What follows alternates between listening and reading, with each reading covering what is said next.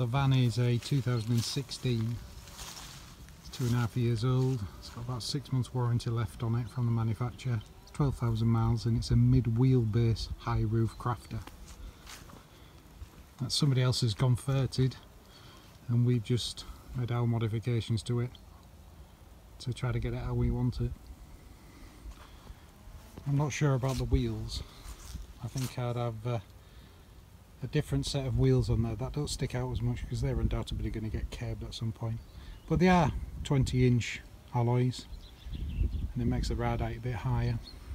Still very smooth though. So the big question, why did we change our camper van and why didn't we go for another T5 or a T6?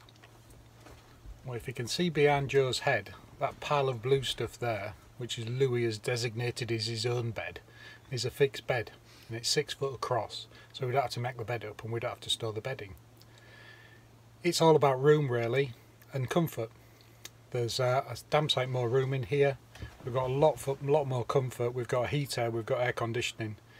Our old T5, we love the van, but we didn't have air conditioning, and this summer, as you know, has been extremely hot and it's just been terrible driving around in that. We have all the windows open and everything else, but it's still been too hot.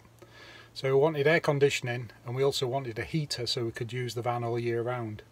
And we've gone up to a crafter size van rather than a T5 or a T6 just for the extra room. So the garage space in the back underneath the bed, we can put all the outdoor gear in, the canoeing gear, the climbing gear, everything we need to take. It's got a bike rack on the back and we've fitted a big roof rack on the top as well. We did consider buying a brand new van.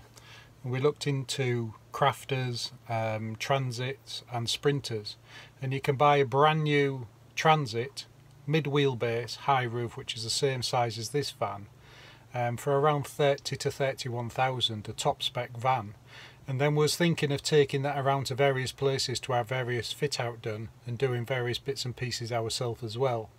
But when this come onto the market, this was actually cheaper than buying a brand new van, and it's already been fitted out. So all we had to do was to make some small modifications to it, fitting a roof rack, the ladder on the back, changing some wiring, some lighting, but mainly the ceiling liner. Above us there, as you'll see, it's a nice carpet now. When we actually got this van, it had a strange like false leather gold effect on the ceiling, and the ceiling had obviously got damping through one of the vents at some time in its life. It all dried out, but all the boards had warped, so it wasn't level. And we also had to take the ceiling out to fit the roof rack, so that was quite a big job. It took quite a few hours to do that, to fit all new boards, then carpet it.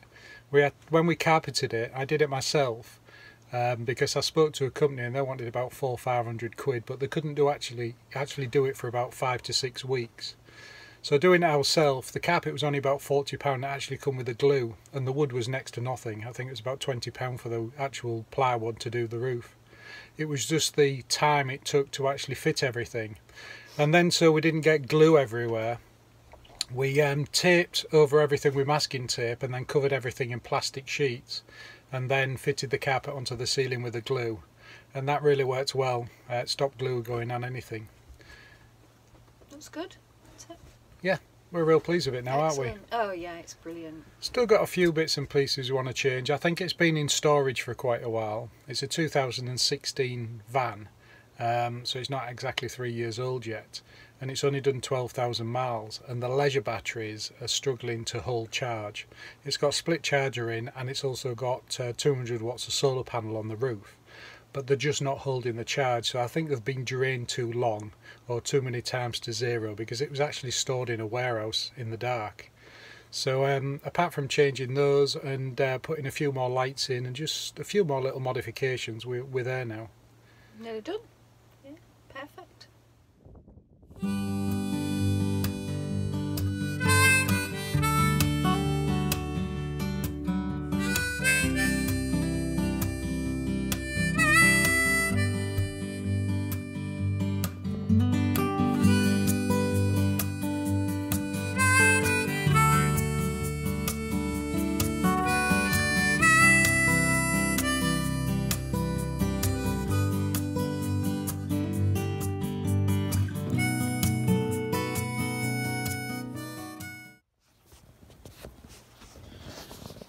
fridge. We've moved the table to store here. I don't know if you can see that. And the leg at the back. That was originally in the garage at the back, so you had to go outside, open the back doors to get your table out. So we just put it there, doesn't take up any space. Big cutlery drawer here. Two-ring gas burner and a sink.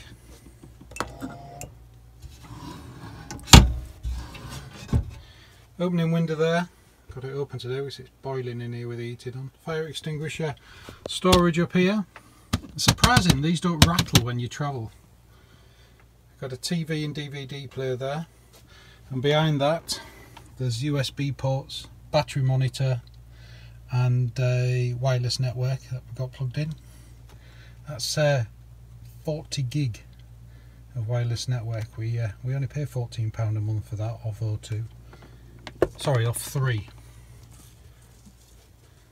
There's Lou in his position watching people walk by out the window.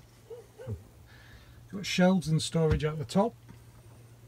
Probably have to put some additional brackets up there to stop things bouncing out as we travel along. More shelves up there. That space there, it did have a radio CD player up there, but it wasn't very good, so I've taken that out. There's some additional lights and more USB sockets up there, and a shelf that we've put in for Joe's phone and cup of tea. It's got a strange luminous crafter perspex light thing at the back. Not sure if that's staying in or not. Air vent with a screen. The lights and the new ceiling liner we've put in. Up here we've got a solar panel up here. As you'll see, the batteries are dying on this. I'm going to have to replace the batteries. The solar just managed to hold it high enough to get us through the weekend. Control panel here, and our heater system. As you can see, it's 22 degrees in here. It's absolutely boiling. Carbon monoxide and smoke detector. Food storage and more storage in here. Joe's cupboard at the bottom, with God knows what she puts in there. This big seat here, it's got speakers on the front which used to fit to the Wi-Fi. I will put something else in that space in the back. Underneath there we keep the portaloo, toilet and various other bits and pieces. And it's Louis' platform to jump on and off the bed. On the side door of the van, it's got obviously insulation and everything on. So our view this morning, somebody's kindly parked a camper van right in front of us, so we can't exactly see the full lake. Never mind. This one has a fly screen on and the full blinds.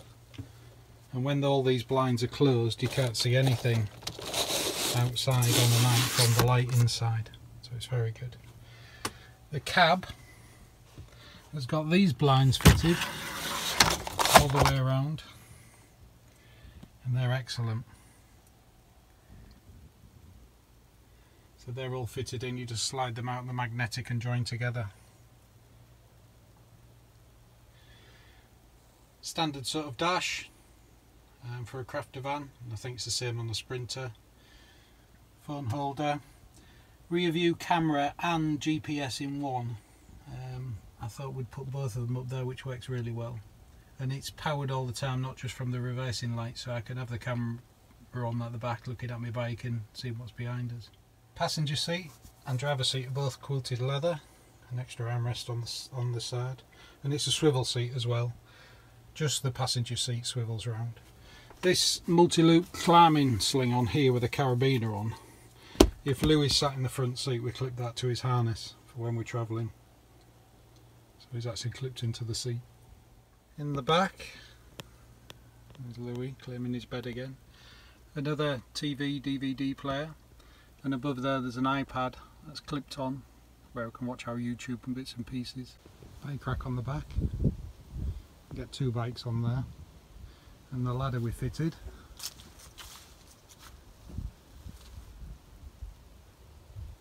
It's got a step on the back with parking sensors on, which can be really useful. There's the camera. It did originally have a factory fitted camera, but for some reason they've taken it off, probably to fit that spoiler on. That's a single man Old Town pack canoe that just fits on the new roof rack. And in the back garage there's some hooks up there which are really useful for drying clothes out in wetsuits and dry suits. It's all been lined out in plastic in there. There's a load of stuff just squashed in there at the moment, needs organising. But at the back, across the axle, there's a box, that white box there, which has got two 150 amp hour leisure batteries in, which is the batteries I need to change. A solar MPPT charger unit in the back, a fuse box. I'm going to change some of this wiring as well, it's not neat enough for me, I need to change all that. So it's got light in the back, it's got a socket here, and we do have a outdoor shower that can fit on the back, mainly for washing yourself down after you've been on in the sea. On the roof, as you can see, there's a full length roof rack with a light bar on the front. There's an air vent at the front. That black triangular thing's a TV aerial, digital TV. There's twin 100-watt solar panels, and even with a canoe on, you still have one that's fully clear for the sun. Another air vent at the back, and still plenty of room. I had to do some modifications to this roof rack. I had to cut this cross member, and I think I'm going to put a platform at the back to enable you to stand on there for loading things up, just to make things a bit easier. It has this roller on the back here which makes life a lot easier for pulling the canoes up, but certainly plenty of room up there. It come with a light bar at the bottom, and then we fitted another light bar at the top, which is 700 watt, which is absolutely fantastic. When I was on those roads to Tan Hill the other day, at night it just lit everything up. The next thing we're going to buy is a rollout awning for the side here in black, so that will pull out and clip to the side of the van or freestand, just to give us a bit of a shelter on the side. There's just enough overhang on the side there. I'm hoping I can fit it underneath there. I'll make some brackets for it to fit in against the roof rack. It has got windows in the back, so the side door and the back, it's got privacy glass on, but with the sun being quite bright today you can see Louis through there laid on the bed. And same on the other side, two big windows with privacy glass. They've got black curtains in the back, and as you can see from the reflection of that, it's quite shiny. And this one's got an opening window as well into the kitchen.